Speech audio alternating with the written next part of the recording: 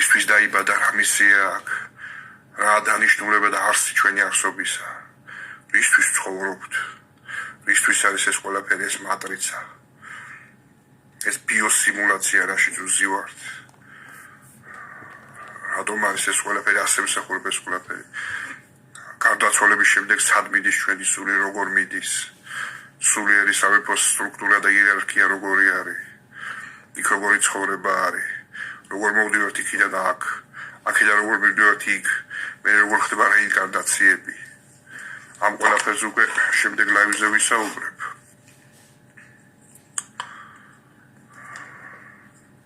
და რაც თავარია თქვენ კითხვებს პასუხებ. კითხვა-პასუხის რეჟიმში.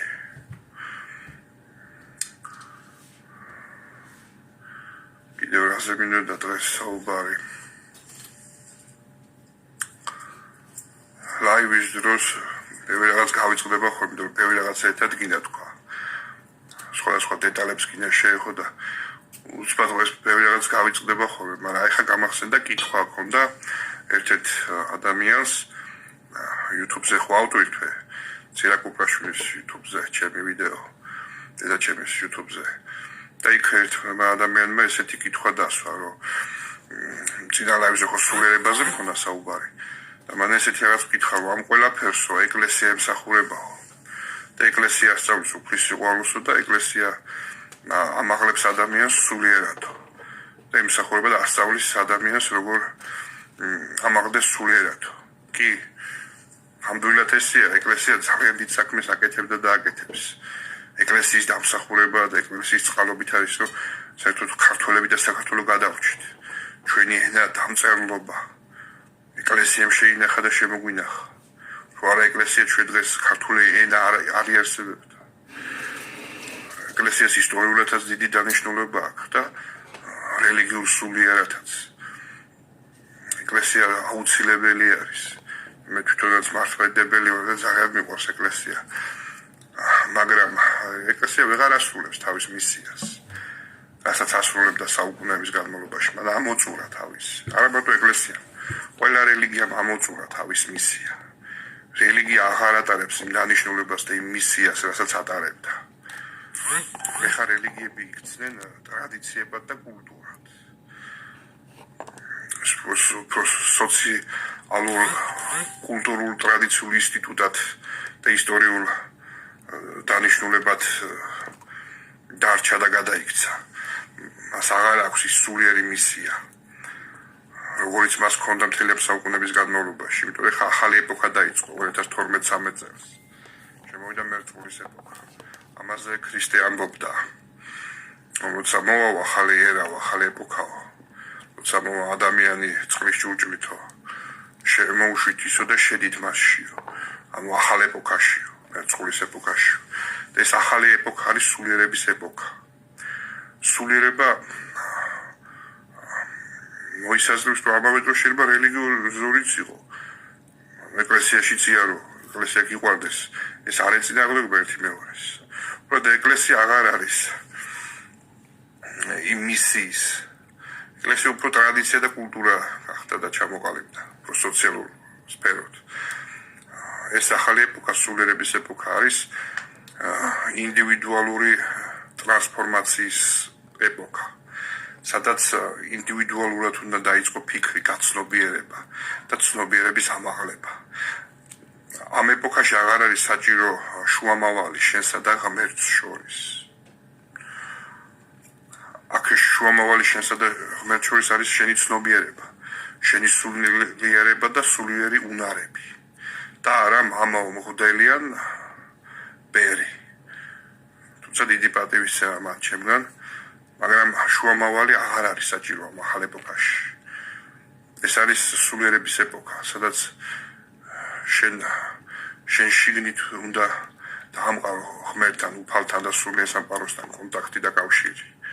შენი რწმენით, შენი სიყვარულით და სულიერი თვისებების გამომუშავებით. არა უცვლელი მუხტა ჩოქილ ეკლესიაში ლოცვა და სანთლის დანთება. ლოცვა სახში ჩელება და ბუნებაშიც. მამაო ჩვენო მაგალითად ჩემი საყვარელი ლოცვა არის. ძალიან კარგია ლოცვა ის გულის ყურს ხსნის უფრო სულიერ ხის ადამიანს რაც მეც ილოცებთ მით უკეთესი მაგრამ არ არის რელიგია აუცილებელი თუ ის არის სტრუქტურიზებული ტაბუიზირებული ის ეგრეგორში ზის ის შებოჭილია თავი და სულიერება ეს უფრო მაღლა დგას რელიგიაზე იმიტომ ის არ არის შებოჭილი ის არ არის სტრუქტურიზებული და ტაბუიზირებული ის ერთია მის მრავალფეროვნებაში ის ხუთელი კაცობრიობისთვის არის უმაღლესი ინსტანცია მაგრამ ამავე დროს ყველა ადამიანისთვის ინდივიდუალური არის თან ყველასთვის ინდივიდუალურია და თან ერთია მთელი კაცობრიობისთვის ეს არის ღმერთის თვისება ის ერთი არის მის მრავალფეროვნებაში ის არის ყველგან ყველაფერში თან ერთია მაგრამ თან ყველაში არის ყველა ჩვენში არის მისი ნაპერწკალი ყველა ჩვენ ადამიანში არის ღმერთი და ეს ახალი ეპოქა არის სულიერების ეპოქა რელიგიებიც უნდა იყვნენ რა თქმა უნდა მაგრამ რელიგია უფრო ტრადიცია და კულტურა მან ამოწურა თავის მისია ეხლა ყველა ადამიანმა თვითონ უნდა დაიწყოს დამოუკიდებლად გაცნობიერება ცნობიერების ამაღლება ყველა ინდივიდუალურად უნდა ეძებოს თავის გულში პირველ რიგში ღმერთი ეკლესიაც ამაში რა თქმა უნდა ეხმარება მაგრამ მარტო არ უნდა იყო მინდობილი და მიყრდნობილი ეკლესიაზე ან სხვა რელიგიაზე შუამავლები აღარ არის ახალ ეპოქაში შენსა და ღმერთს შორის შუამავალი აწი არის სულიერება და შენი ცნობიერება ეს არის მერწყulis ეპოქა ცნობიერების ეპოქა ახალი ეპოქა რომელიც დადგა 2012-13 წლებში და მე-4 განზომილებაში გადასვლაც ზეც მკითხეს როდის იქნება ესე კონკრეტულად ნამდვილად არც მე ვიცი და არც არავინ არ იცის როდის იქნება მაგრამ ის რო ახლოვდება მასზე ბევრი კონტაქტორი ლაპარაკობს არა მარტო საქართველოში სხვა ქვეყნებშიც ბევრი ბრძენი და სულიერად განვითარებული ადამიანი სულიერი პრაქტიკების მყოფი ადამიანები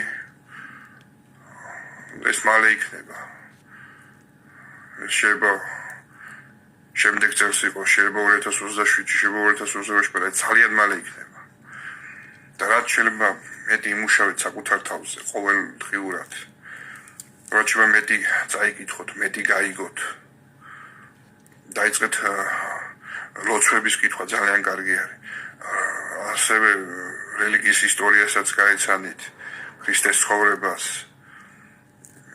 ეზოთერიული პრაქტიკებიც ძალიან კარგი არის თეოსოფია ანთროპოსოფია მაგალითად რო იკითხოთ სხვადასხვა იოგა რაჯა იოგა კუნდალინი იოგა კრია იოგა სხვადასხვა სულიერი პრაქტიკები ეს ძალიან კარგი არის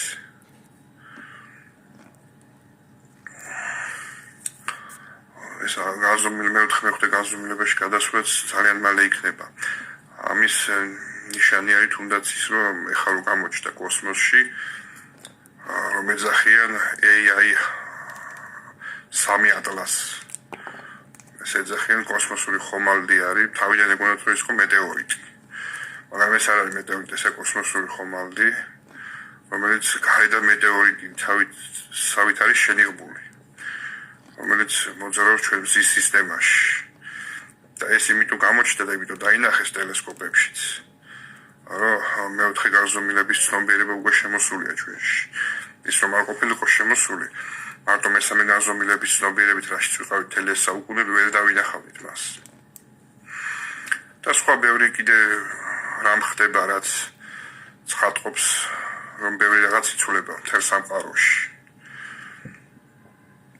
მარტო ქვევით არ უნდა ვიყუროთ და წინ ხანდახან ზევით უნდა ავიხედოთ ხოლმე ბევრი რაღაც ჩანს იქ ისეთი რაც აქამდე არ ჩანდა ამაზეც შემდეგ ლაივში უფრო ცრად ვილაპარაკებ დღეს უფრო მიწიერი ლაივი მინდოდა ყოფილიყო უფრო ჩვენ ქვეყანაზე და ჩვენი ქვეყნის პრობლემებზე შემდეგი ლაივები უკვე მექნება სხვადასხვა სულიერ პრაქტიკებზე რაც მეტი გვეცოდება მით უფრო ამაღლდება ჩვენი ცნობიერება მექნება ფსიქოლოგიაზე ცალკე მექნება ფილოსოფიაზე ცალკე თეოსოფიაზე ცალკე ეზოთერიულ სხვადასხვა მეცნიერებებს გამვიხილავთ ქიბალიონს მაგალითად. ასევე შემდგომ ლაივებში უკვე დაუდეძინს განვიხილავ, იქ დიდი სიბრძნეები არის. და ასევე სხვადასხვა მოღვაწეების, ფილოსოფოსების და რელიგიოზური მოღვაწეების სხვადასხვა დროს გამონათქვამ სიბრძნეებს, აფორიზმებს განვიხილავთ, გავანალიზებთ მათ, განვიხილავთ, გავაცნობიერებთ, ამით უფრო ამაღლდება ჩვენი ცნობიერება. ამ ყველაფერს უკვე შემდეგ ლაივზე, კვირა დღეს 7 საათზე გავაკეთებ. ბოდიში დღეს რო კითხვები